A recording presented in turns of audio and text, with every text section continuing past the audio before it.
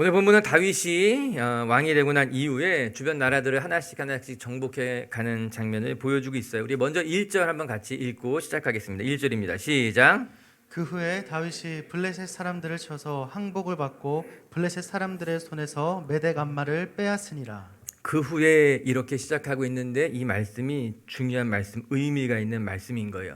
이제 일어나는 이 모든 일들이 하나님의 약속 이후에 일어나는 일이라는 것을 보여주고 있는 것이기 때문입니다.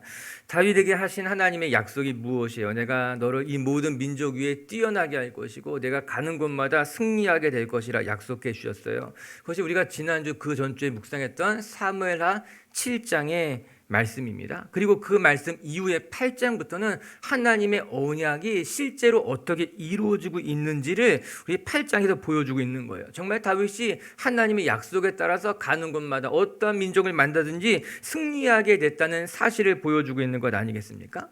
그렇기 때문에 우리가 읽은 8장을 가만히 생각해 보면 끊임없이 여러 이민족의 이름이 등장하고 있는 거예요.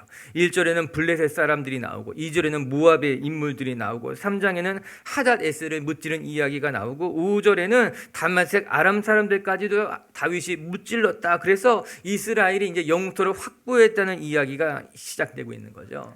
이를 통해서 사무엘하 기자가 보여주고 싶은 것은 사실 다윗이 가는 곳마다 승리했다를 보여주고 싶은 것이 아니라 그 승리가 하나님이 약속하시는 것이 이루어진 사건이라는 것을 보여주고 싶은 거예요.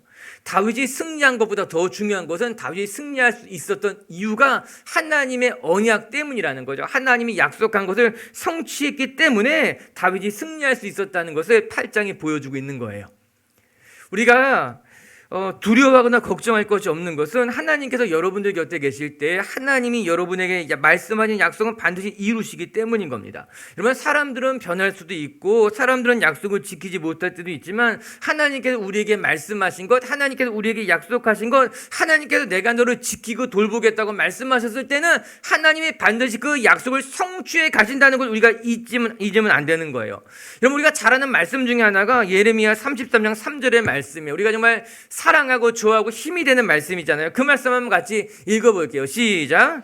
너는 내게 부르짖으라. 내가 내게 응답하겠고 내가 알지 못하는 크고 은밀한 일을 내게 보이리라. 너는 내게 부르짖으라. 하나님께서 응답하시겠다. 우리가 잘 알고 있는 말씀이죠. 힘이 되는 말씀인 것 아니겠습니까? 그런데 이 말씀을 하시기 앞서서 하나님께서 무엇이라 말씀하셨는지가 더 중요한 것만 같아요. 그래서 예레미야 33장 2절에는요 이런 말씀이 나와요. 이 말씀 이후에 하나님께서 너는 내게 구하라 이야기하신 거예요. 같이 한번 읽어볼게요. 시작. 이를 행하시는 여호와, 그것을 만들며 성취하시는 여호와, 그의 이름을 여호와라 하는 이가 이와 같이 이르시되 너는 내게 부르짖으라. 이렇게 말씀하시는 거예요.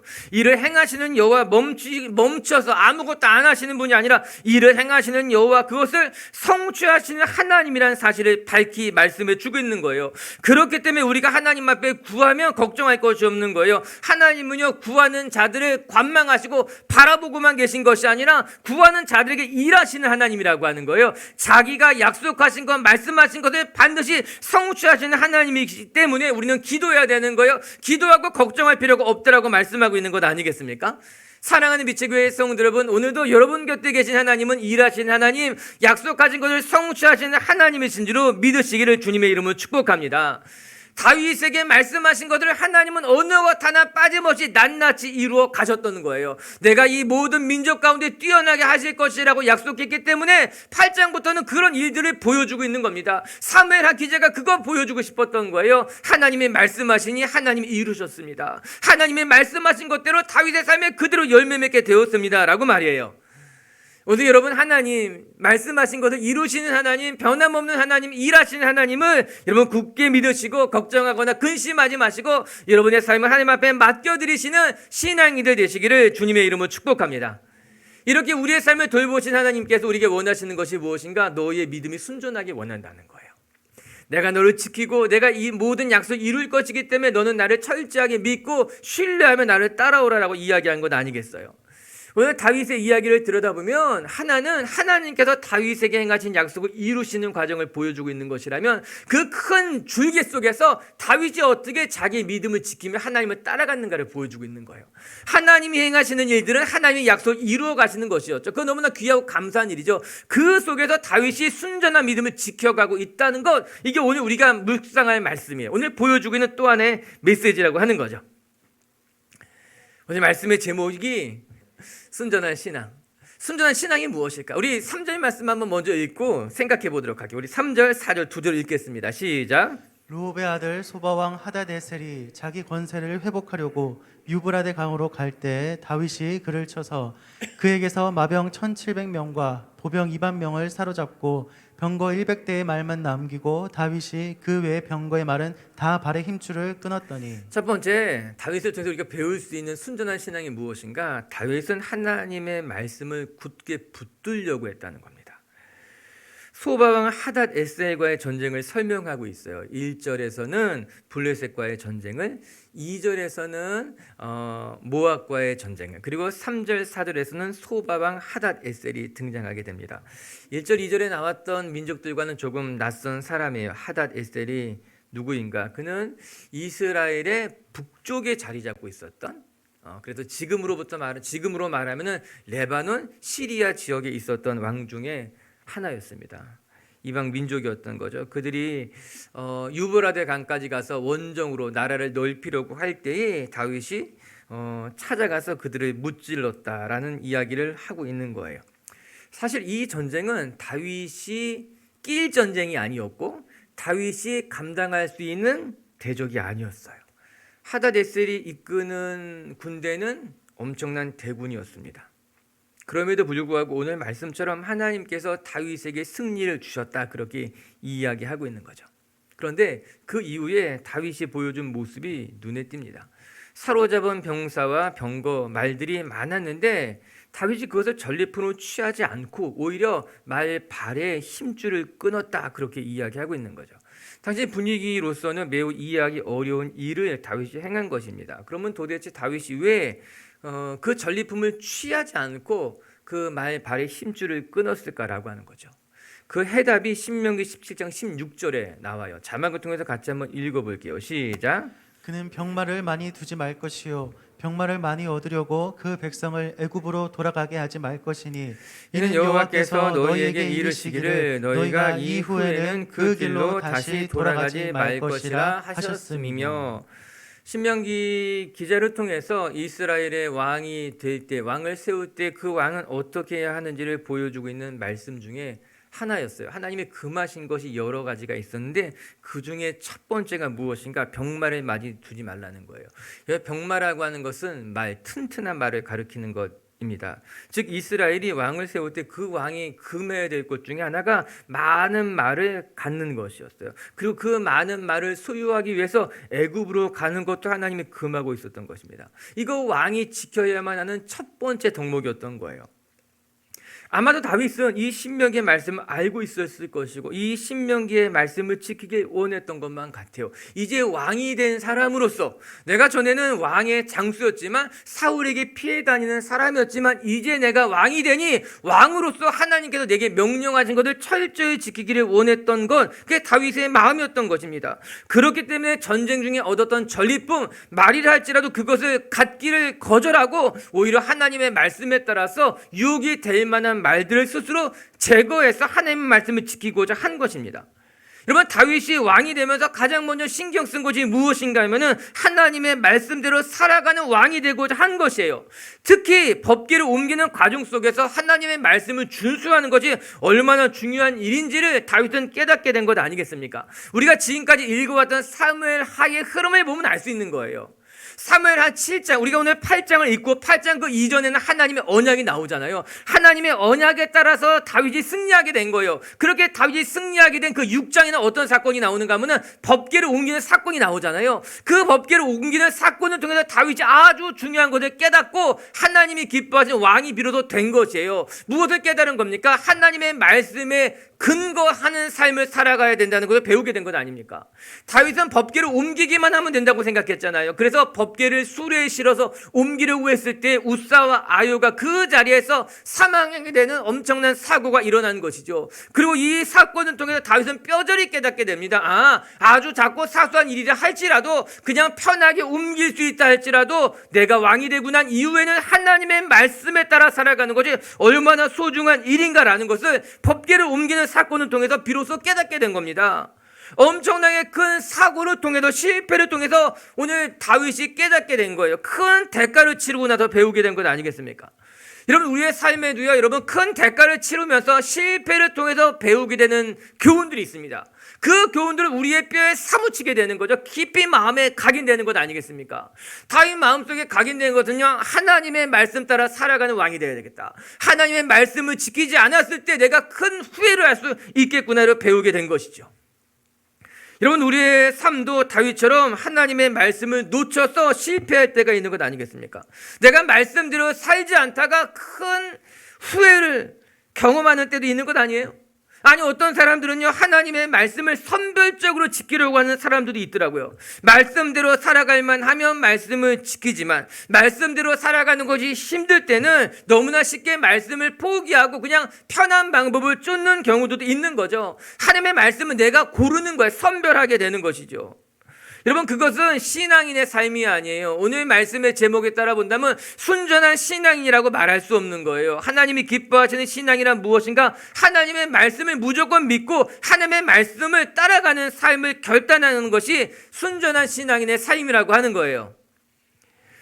여러분, 사도 요한이 쓴 서신서에는 누가 하나님의 복을 받을 수 있는가 아주 정확하게 기록해 놓은 말씀이 한 절이 있어요. 요한계시록 1장 3절을 보게 되면요, 이런 말씀이 나오는데 같이 한번 읽어볼까요? 시작. 이 예언의 말씀을 읽는 자와 듣는 자와 그 가운데 기록한 것을 지키는 자는 복이 있나니 때가 가까움이라. 누가 하나님의 복을 받을 수 있겠는가? 오늘 요한이 이렇게 말하잖아요. 하나님의 말씀을 읽는 자와 하나님의 말씀을 듣는 자와 그 가운데 기록한 것을 지키는 자가 복이 있다는 겁니다. 하나님의 말씀을 읽는 사람은 저와 같은 사람이에요. 그 당시에 설교가 따로 있지 않았고 하나님의 두루마리 말씀을 읽었어요. 읽는 자도 복이 있는데 읽는 자만 복이 있는 것이 아니라 듣는 사람도 복이 있다는 거예요. 근데 그것보다 더 중요한 것은 말씀을 읽는 자나 말씀을 듣는 자나 그것을 행할 때 비로소 하나님의 복이 임한다고 이야기하고 있는 거죠. 우리가 결코 이 엄중한 사실을 잊어서는 안 됩니다. 하나님의 말씀은 구경하는 것이 아니에요. 하나님의 말씀은 내가 선택할 수 있는 것도 아니에요. 우리가 정말 언제 하나님의 복을 받을 수 있게 되는가? 하나님의 말씀을 듣고 그 말씀 따라 행하게 되면 비로소 하나님의 은혜, 하나님의 복이 우리 가운데 임하게 되는 것이죠. 사랑하는 빛의교회 성도 여러분, 하나님의 복을 받으려고 엉뚱한 일, 아니 엉뚱한 짓 하지 않게 되길 주님의 이름으로 축복합니다. 엉뚱한데 하나님의 은혜가 있지 않습니다. 하나님의 복은 하나님의 말씀을 듣고 하나님의 말씀을 지켜 행할 때 우리의 삶에 하나님이 베푸신 하나님의 은혜인 것이에요. 그리고 보면 다윗이 지금까지도 지금 이스라엘 사람들에게 가장 존경하는 인물이 누구인가? 다윗이라고 이야기하죠. 이스라엘의 국기에 다윗이 별이 또 그려져 있는 건 아니겠습니까? 다윗이 지금까지도 이스라엘 모든 사람들에게 존경받는 인물이 될 수 있었던 것은 단 한 가지예요. 다윗이 하나님의 말씀대로 살고자 몸부림쳤기 때문에, 어떠한 경우에도 하나님의 말씀을 붙들려고 살았기 때문에 다윗이 지금까지도 존경받는 인물인 것 아닌가? 하나님 앞에 쓰임받는 인물이 되는 것 아닌가? 그런 생각해 보게 되는 것이죠. 오늘 우리 빛의교회 성도 여러분들이 정말 하나님의 말씀을 꽉 붙드시고 말씀 따라 살아가기를 굳게 다짐하는 성도님들 되시기를 주님의 이름으로 축복합니다. 두 번째 말씀을 통해 또 한 가지 배우게 되는 순전한 신앙이란 하나님만을 의지하는 신앙인 거예요. 결론부터 말한다면 사람들 의지하려고 하지 말고 또 스스로 내 자신을 의지하지 말고 내가 지금까지 경험했던 나의 경험을 의지하는 것이 아니라 하나님만 의지하려고 이 몸부림치는 신앙이 있어요. 그런 신앙이 귀한 신앙인 거예요. 여러분, 다윗이 왜 말의 발 힘줄을 끊었을까 생각해 보시기를 바랍니다. 우리가 읽은 4절에 보면 다윗이 병거들의 말 힘줄을 스스로 끊었다 기록하고 있어요. 매우 특이한 사건인 것 아니겠습니까? 당시에 말이라고 하는 것은 전쟁에서 승리하기 위한 매우 유용한 도구 아니었겠습니까? 지금으로 보자면 탱크, 기갑차, 그런 역할을 하겠지요. 말 한 마리가 수십 명의 군사 역할을 할 수 있었어요. 말은 병거를 끌면서 전쟁을 승리로 이끌 수 있었지요. 뿐만 아니라 전쟁 시에 보급품을 운반하는 데는 매우 요긴하게 쓰였던 것이 말이었어요. 그런데 그렇게 유용하게 사용할 수 있었던 말의 발 힘줄을 끊었다고 하니 그 장면을 보고 있었던 이스라엘 사람들이 다윗을 말리고 난리가 났을 것만 같아요.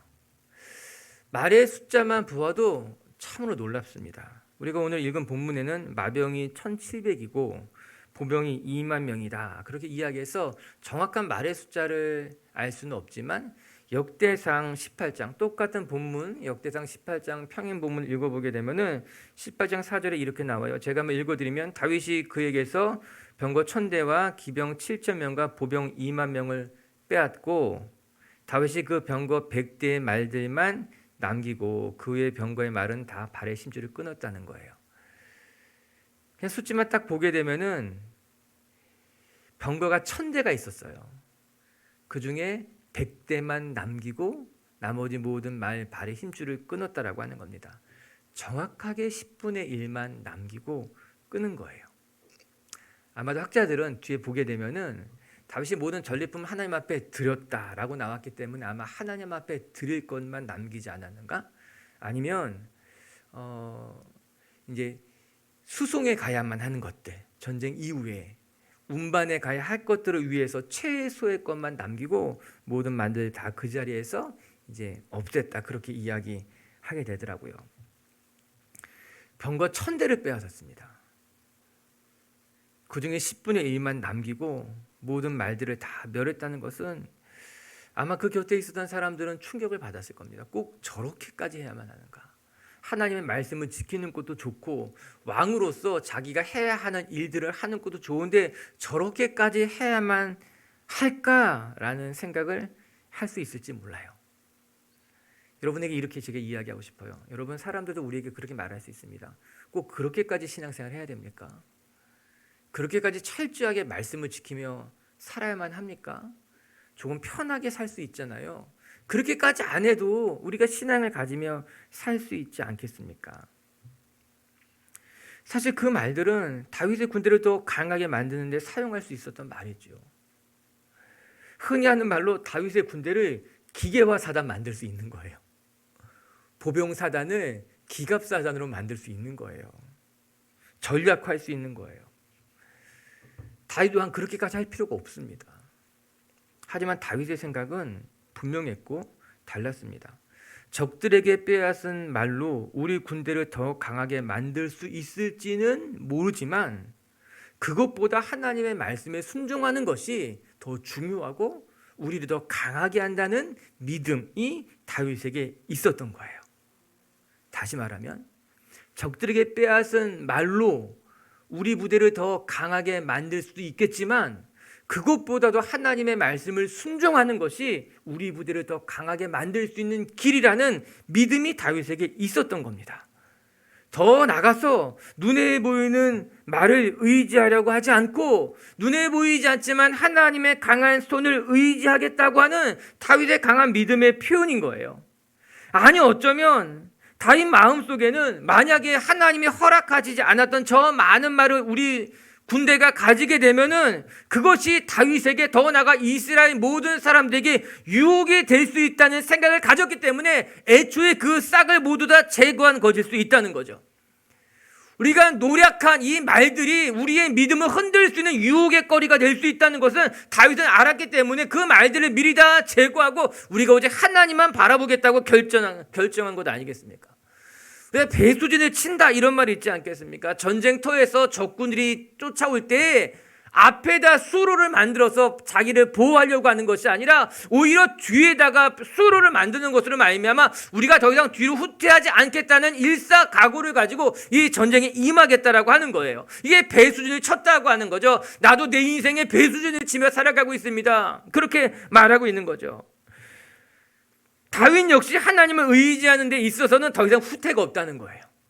내가 하나님의 말씀을 지키고 하나님만을 의지하는 데는 더 이상 후퇴가 없다. 그렇기 때문에 지금 내 눈앞에 보이는 것들이 하나님을 의지하는데 방해가 된다면 그 모든 것들을 제하겠다라고 하는 겁니다.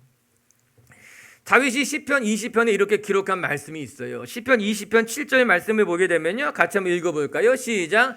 어떤 사람은 병거, 어떤 사람은 말을 의지하나 우리는 여호와 우리 하나님의 이름을 자랑하리로다. 사람들은 자신들이 가진 병거를 자랑하고 말을 의지할 것입니다. 내가 얼마나 강한 말을 가졌는지, 내가 얼마나 많은 군사를 가지고 있는지, 그 가진 것이 나를 강하게 할 것이라고. 그래서 그 가진 병거를 자랑하고 사람을 자랑하겠죠. 그러나 다른 분명하게 이렇게 말합니다. 나는 병거와 사람을 자랑할 것이 아니라 오직 하나님만을 자랑하겠다는 거예요. 무슨 말이겠습니까? 사람들은 병거를 의지하지만 나는 하나님을 의지한다는 거예요.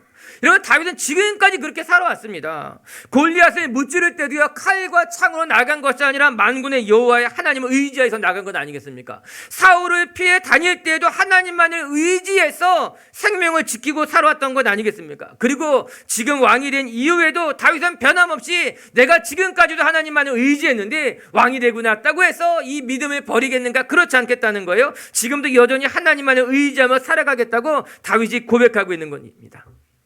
사랑하는 빛의교회 성도 여러분, 우리가 지금까지 하나님만을 믿고 의지해 왔는데, 여러분 지금까지뿐만 아니라 앞으로도 하나님만 믿고 의지하는 분들 되시기를 주님의 이름으로 축복합니다. 전 우리 교회에 이런 어르신들이 많았으면 좋겠어요. 내가 지금까지 한평생 예수님만 믿고 살아왔는데 내가 마지막에 내가 이 믿음 버리지 않겠다. 저 이런 청년들이 많았으면 좋겠어요. 내가 지금까지 하나님 믿고 이 젊음을 살아왔는데 내가 남은 인생도 평생 하나님만 의지하며 살아가겠다. 이런 젊은 사람들이 많으면 좋겠어요. 여러분, 이렇게 하나님만 의지한 사람이 또 한 사람 등장하게 됩니다. 그 사람이 바로 약속의 땅을 가장 먼저 정복했던 여호수아였어요. 여러분, 놀라운 것은요, 여호수아도 다윗과 아주 똑같은 일을 행하게 됩니다. 언제 여리고성을 정복하고 난 이후에 이제 가나안 땅의 북쪽 땅을 정복하며 나갈 때 똑같은 일을 경험하게 됩니다. 우리 여호수아 11장 8절 9절 말씀 한번 읽어볼까요? 시작. 여호와께서 그들을 이스라엘 손에 넘겨주셨기 때문에 그들을 격파하고 큰 시돈과 미스르봇 마임까지 추격하고 동쪽으로는 미스바 골짜기까지 격추하여 한 사람도 남기지 아니하고 쳐 죽이고 여호수아가 여호와께서 자기에게 명령하신 대로 행하여 그들의 말 뒷발의 힘줄을 끊고 그들의 병거를 불로 살랐더라. 가나안 땅을 정복할 때 얼마나 많은 말이 귀했겠습니까? 얼마나 좋았겠습니까? 적에게서 빼앗았던 병거가 얼마나 소중한 것이었겠어요. 그 당시 이스라엘은 군대가 만들어지지 않았을 때입니다. 광야 40년 생활하고 난 이후에 아무것도 가진 것 없는 그들이 약속의 땅을 정복하려고 할 때 그들에게서 빼앗았던 말은 엄청난 유혹거리였을 거예요. 그러나 오늘 여호수아 역시 조금도 주저하지 않고 하나님께서 명령하신 대로 모든 말의 발힘줄을 끊고 우리는 하나님만 의지하겠다, 그렇게 다짐하게 된 것이죠. 하나님은 오늘도 우리에게 순전한 믿음을 원하실 것입니다. 세상의 힘을 겸하여서 하나님을 섬기겠다, 하나님을 믿고 따르겠다 말하는 이들이 아니라 순전하게 하나님만을 의지하는 사람들을 하나님이 원하실 거예요. 우리의 삶에도 승부수를 둘 때가, 걸어야 할 때가 있을 거예요. 정말 지금 내 삶의 전부를 걸어야 할 때인 것만 같다는 그런 때들. 왜 그럴 때가 있잖아요. 인생에 정말 중요한 결정을 눈앞에 두고 정말 내가 가진 모든 것들 다 총동원해서 이것을 정말 이루어야 할 그런 때, 이 인생의 승부수를 걸 때 말이에요. 그럴 때 많은 사람들이 목숨 걸고 기도하기도 하고 금식하기도 하고 그렇게 살아갑니다. 바로 그때 저는 여러분들이 인생의 승부수가 아니라 신앙의 승부수를 걸 수 있게 되길 주님의 이름으로 축복합니다. 내 신앙의 승부수를 두는 거예요. 이때 내가 이때 정말 하나님만을 의지하여서 돌파해 나가겠다고. 다른 것 아니라 지금은 오직 하나님의 말씀 하나 의지해서 내가 믿음으로 내 인생의 이 어려운 때를 돌파해 나가겠다고 하는 승부수를 두는 성도님들이 되시면 거기에 하나님의 은혜가 있을 줄을 믿습니다. 오늘 본문에서 사무엘 기자가 반복해서 보여주는 말씀이 있는데 6절 한번 읽어볼까요? 6절 말씀 시작. 다윗이 다메섹 아람에 수비대를 두매 아람 아람 사람이 사람이 다윗의 종이 되어 조공을 바치니라. 다윗이 어디로 가든지 여호와께서 이기게 하니라. 다윗이 어디로 가든지 여호와께서 이기게 하시니라. 이게 포인트죠. 이 말씀은 14절에도 동일하게 등장하게 됩니다. 14절 마지막에 보면 똑같이 다윗이 어디로 가든지 여호와께서 승리하게 하셨다. 그렇게 기록되어져 있어요. 하지만 동시에 다윗이 이렇게 승리할 수 있었던 것은 그가 하나님을 철저히 의지했기 때문에 가능한 것이 아니었나 생각을 하게 됩니다. 오늘 신앙의 배수로를 치시고 신앙의 승부수를 두면서 하나님만을 의지할 때 여러분의 삶을 붙드시는, 여러분의 삶을 승리케 하시는 하나님 경험하시는 성도님들 되시기를 주님의 이름으로 축복합니다. 끝으로 한 가지만 더 같이 묵상할 것은 그렇게 승리한 다윗이 모든 영광을 하나님 앞에 올려들었다라고 하는 점이에요. 11절과 12절의 말씀을 같이 한번 읽어보겠습니다. 시작. 다윗 왕이 그것도 여호와께 드리되 그가 정복한 모든 나라에서 얻은 은금 곧 아람과 모압과 암몬 자손과 블레셋 사람과 암말렉에서 얻은 것들과 소바 왕 루옵의 아들 하닷에셀에게서 노력한 것과 같이 드리니라. 이렇게 나옵니다. 11절, 우리 12절에 나왔던 말씀들은 다 다윗이 이 전쟁에서 승리하고 난 이후에 그 모든 전리품을 하나님 앞에 드리는 장면을 보여주고 있는 것이에요. 다윗이 어떠한 믿음을 가졌는지 이해하는 데 매우 중요한 말씀일 것입니다. 전리품은 용사들에게는 어떤 전쟁의 이유가 되기도 할 것이에요. 그 전쟁에 나가서 내가 목숨을 걸고 싸웠는데 그 싸우고 난 이후에 무엇인가 돌아오는 것이 있어야 되니까. 실제로 지금도 이제 징병제에서는, 그리고 또 직업군인들, 흔히 하는 말로 뭐 용병들이라고 하는 사람들에게는 정말 어마어마한 금액을 제시해서 전쟁터로 데리고 간다고 하더라고요. 그게 전리품입니다. 전리품. 전쟁하는 사람들에게 실질적으로 얻게 되는 것들. 그런데 다윗은 이 전쟁을 통해서 얻게 된 그 모든 것들을 자신이 취하는 것이 아니라 하나님 앞에 드렸다는 거예요. 뒤집어 말한다면 이 전쟁의 목적이 무엇인가 보여주고 있는 거예요. 다윗이 자기의 욕심을 채우기 위해서 전쟁을 한 것이 아닙니다. 무엇인가 얻고자 한 싸움이 아니라 하나님이 세우신 나라를 바르게 온전하게 만들어가고자 이 전쟁이 시작된 것이죠. 그리고 두 번째는 다윗이 이 전쟁에서는 그 모든 전리품을 하나님 앞에 드리는 것으로 말미암아 이 전쟁이 하나님의 것임을 다윗이 고백하고 있는 것 아니겠습니까? 다윗은 그 모든 영광을 자기가 취하지 않았습니다. 이 전쟁을 통해서 자기가 득보려고 하지 않았다는 거예요. 이 전쟁의 모든 승리는 오직 하나님이 주신 것, 하나님의 것임을 고백하며 하나님 앞에 영광을 올려드렸던 것이 다윗의 모습이에요. 다윗과 사울은 비교될 수밖에 없습니다. 성경은 그렇게 기록된 책이에요. 하나님을 떠났던 사울과 하나님의 손에 쓰임받았던 다윗이 어떤 삶을 살았는지를 보여주고 있어요. 사무엘상 15장 12절에 보게 되면 오늘 본문과 너무나 비교적인 대조적인 모습이 나와요. 한번 읽어보면 제가 읽어드릴까요? 사무엘이 사울을 만나려고 아침에 일찍 일어났더니 어떤 사람이 사무엘에게 말하여 이르되 사울이 갈멜에서 이르러 자기를 위하여 기념비를 세우고 발길을 돌려 길갈로 내려갔다 하는지라. 사무엘이 사울을 찾기 위해 갔습니다. 좋지 않은 소문을 들었던 거예요. 사울이 어디 있냐 물어보니 사람들의 이야기가 그가 갈멜에 이르러서 자기를 위하여 기념비를 세웠다고 말합니다. 자기를 위하여. 이 말이 너무나 안타까운 말입니다. 그러나 어쩌면 사울의 인생을 아주 한마디로 잘 표현한 말이 될 수도 있겠다 싶은 거예요. 사울은 왕이 되고 난 이후에 누구를 위해서 살았는가? 자기 자신을 위해 살은 것입니다. 하나님은 이스라엘을 위해서 왕을 세워주셨지만 사울은 자기 자신을 위해서 왕이 된 사람이었던 거예요. 하나님은 하나님의 영광을 위해서 사울을 승리하게 하셨지만 사울은 그 모든 승리를 자기 자신의 영광으로 돌리고 있었다는 겁니다. 결국 자기 자신을 위해서 살았던 사람이 사울이에요. 다윗과 완전히 비교되고 있죠. 대조적인 모습을 보여주고 있는 거예요. 신약에 이르러서는 헤롯이라는 왕이 등장하게 됩니다. 그리고 헤롯의 최후를 성경 어떻게 기록하고 있는가 하면은 하나님께 영광을 돌리지 아니함으로 충을 맞아 죽게 되었다고 이야기합니다. 그 모든 영광이 하나님의 것임에도 불구하고 하나님의 영광을 가로챘기 때문에 그의 인생의 마지막이 처참하게 죽을 수밖에 없었다는 것을 보여주고 있는 거예요. 오늘 다윗의 믿음이 순전한 것은 다윗은 오직 하나님만을 바라봤을 뿐만 아니라 하나님을 위해서 살아갔고 더 나아가서 하나님께 모든 영광을 돌릴 줄 아는 인생이 믿음이 다윗이 우리에게 보여준 순전한 믿음이었던 것이죠.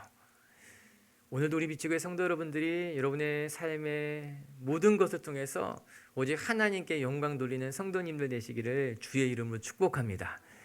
내가 성공했을 때도 하나님의 은혜임을 기억하시고 내 인생에 좋은 일이 생겼을 때도 그것을 통해서 하나님 앞에 영광을 돌리는 것으로 말미암아 하나님이 여러분의 삶을 통해 일하실 때 하나님이 기쁘셨으면 좋겠고 여러분의 삶에 하나님의 역사가 나타나실 때 하나님이 그것을 영광 받을 수 있는 성도님들 되시기를 주의 이름으로 축복합니다. 말씀을 정리하십시다. 오늘 사무엘하 8장의 말씀은 아주 분명한 사실, 즉 다윗이 승리했다는 것이 중요한 것이 아니라 그 모든 승리는 하나님의 약속의 성취라고 하는 거예요. 다윗이 여러 민족을 다 승리했다는 다윗의 승전보를 전해주고 싶었던 것이 아니라 하나님이 다윗에게 언약하셨던 그 약속이 정말 하나도 빠짐없이 다 이루어졌다는 것을 보여주고 있는 거죠. 여러분, 우리 하나님은 일하시는 하나님, 말씀하시는 것을 성취하시는 하나님이 우리 하나님이세요. 오늘도 여러분 곁에서 여러분과 함께 하시는 그 하나님이 여러분과 함께 일하시고 여러분의 삶을 통해 하나님의 말씀을 성취해 가시는 분임을 기억하시고 걱정하지 말고 근심하지 말고 하나님 앞에 모든 것 맡겨드리는 성도님들 되시기를 주님의 이름으로 축복합니다. 다윗이 우리에게 보여준 순전한 믿음이란, 하나님을 기쁘시게 하는 믿음이란, 다윗은 하나님의 말씀을 굳게 믿고 그 말씀 따라 살아가기를 애썼던 사람이라고 하는 겁니다. 다윗은 법궤로 옮기는 과정에서 너무나 큰 깨달음을 배우게 되는 거예요. 하나님의 말씀 따라 살아가는 것이 정말 중요한 일이겠구나. 실패하고 교훈을 얻으면 그 교훈이 가슴에 새겨집니다.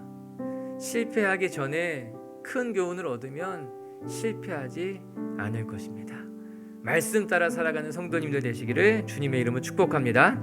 두 번째, 다윗은 하나님의 말씀을 지키고자 몸부림쳤어요. 심지어는 말의 발 힘줄까지 끊어가면서 유혹이 될 만한 것들을 모두 다 제거하고 순전한 신앙을 지키려고 몸부림쳤던 것이죠. 오늘도 우리 비치교회 식구들이 유혹이 될 만한 것들 다 내어버리십시오. 그거 여러분에게 힘이 되지 않습니다. 오직 하나님만을 의지할 때 그것이 우리에게 힘이 된다는 것을 굳게 믿는 성도님들 되시길 주님의 이름으로 축복합니다.